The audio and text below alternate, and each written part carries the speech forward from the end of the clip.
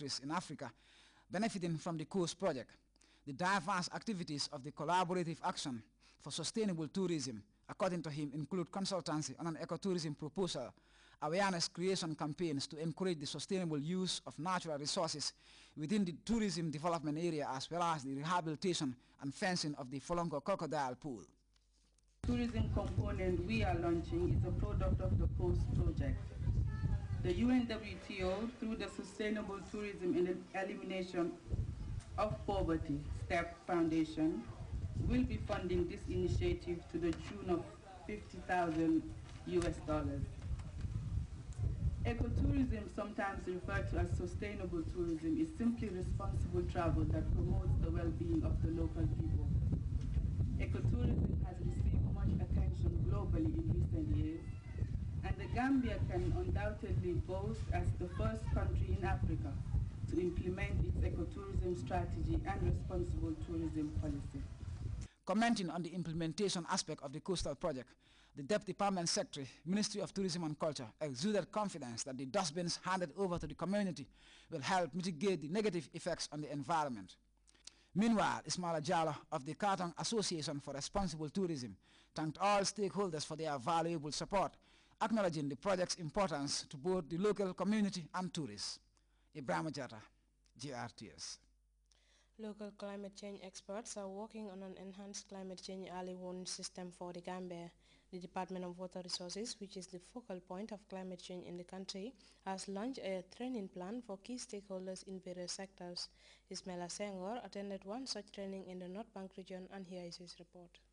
The Minister of Forestry and the Environment, Mrs. Fatunde Gay, has hailed the advent of the first ever training workshop of members of the multidisciplinary facilitation teams, MFDTs, in the North Bank region on the Gambia's early warning system on climate change project. Opening the two-day workshop last Thursday at the Regional Education Office in Kerewan, the Minister emphasized the relevance of the training, calling on participants to take the workshop seriously.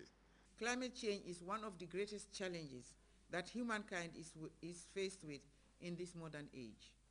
It is a global concern, and both rich and poor countries alike are affected by the negative impacts of climate change. As a matter of fact, most of the countries of the world have elevated the threat posed by climate change beyond scientific debate to a national security concern.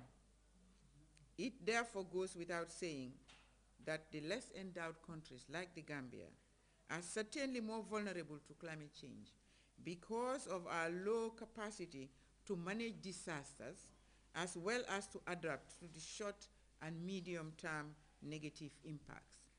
Moreover, the majority of our populations depend primarily on the production system for their livelihood, which is the most vulnerable to climate change. This therefore demonstrates the high importance that government accords to climate agenda. Welcoming participants earlier, the governor of the region, Mr. Lamin Queen Jame, highlighted the important role that trainees would assume henceforth. It is one thing, in my view, to have organized structures at all levels, but unless our ideas are translated into tangible projects, into tangible interventions at the community level where causes are taking effect, in my opinion, little would be our achievements in the struggle against the adverse changes that we are seeing in climate. So on this note, I will urge every participant here to take up the workshop seriously, and also to be ready to equip himself or herself with the relevant information that would be necessary for transmission for the knowing of our people. The Director, Department of Water Resources, Mr. Pausman Jaju, and the Chief Advisor to the project, Mr. Bobu Pate Jallo, re-echoed similar sentiments. The project, which is funded by the United Nations Environment Program, UNEP, is being piloted in the North Bank region and the Greater Banjul area. The event brought together around 60 participants from all over the region. Mr. Bernard Gomes, Deputy Director, Department of Water Resources, and coordinator of the project, chaired the occasion. Ismaila Senghor, Grts. Time now to take our first break. We'll be right back. 3G internet service at the lowest price ever. 3G AfriCell brings you most affordable 3G internet bundles ever. Get your AfriCell Extreme 3G internet service for as low as $15 is only. AfriCell 3G bundles starting from 50 megabytes up to 12 gigabytes. 12 gigabytes bundle for a tariff as low as $5 per megabyte. And all bundles are valid for 30 days. AfriCell Extreme 3G service for as low as $15.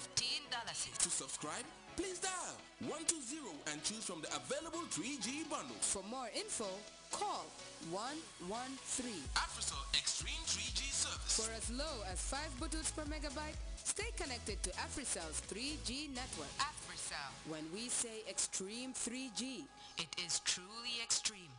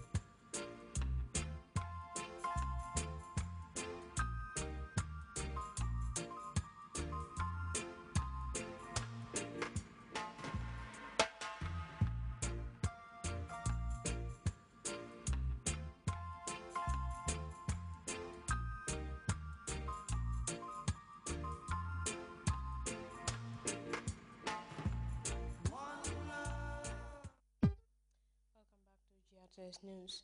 Thousands of African National Congress delegates are meeting to choose a new leader. The 53rd ANC National Congress underway in the town of Mangwang Metro comes amid deep divisions in the ranks of the oldest liberation movement on the continent. And as we hear in this report, the close to 5,000 delegates will vote in an election that pits Jacob Zuma against Kagalega Motalente. South African President Jacob Zuma sings a song and does his dance steps like the agile 70-year-old that he is. To open the ANC rally, Zuma put guests in his pocket by singing this tribute to Nelson Mandela. The 4,500 party delegates joined in the singing. With all the delegates supporting him, Zuma is seeking another mandate as ANC president and spoke of his accomplishments in health, against poverty and corruption, in education. He didn't miss a thing. It was not groundbreaking, but President Zuma wanted to sound reassuring when he spoke of the downgrading of South Africa by ratings agencies. We want to dismiss the perceptions that our country is falling apart because of the downgrades. His speech was in fact not very convincing, including for black voters who are still loyal to the party that freed the country from apartheid. Over the past 18 years, internal struggling and corruption have overpowered the ideals. ANC leaders are seen as bad examples, accused of getting rich instead of working to help the people who have a tough time making ends meet. Having to deal with lack of equality and record unemployment, Zuma won over some people, but not everyone. Jacob Zuma had his chance, but he didn't deliver anything. Most of us, we went to school, but we still don't have jobs. Although he doesn't have education, but he's got experience. Experience beats education by far. At the rally site in Bloemfontein, only one person has the backing of all the delegates, and that is 94-year-old Nelson Mandela, in hospital in Pretoria for the past 10 days. He is the symbol of an ideal and leader in which South Africans still want to believe. The Syrian vice president said both sides need to put down their weapons and reach an historic settlement to end the country's civil war. Farouk al-Shara told Lebanese newspaper Al-Akbar that with every passing day, the military and political solution get further away. He said that new settlement must include stopping all shapes of violence and the creation of a national unity government with wide powers. Well, if a unity government is to be formed, it won't have a leading role for President Bashar al-Assad. The ousting of Assad is the main goal for most Syrian rebels. CNN's Nick Robertson assesses the options for the current president if he does choose to step aside.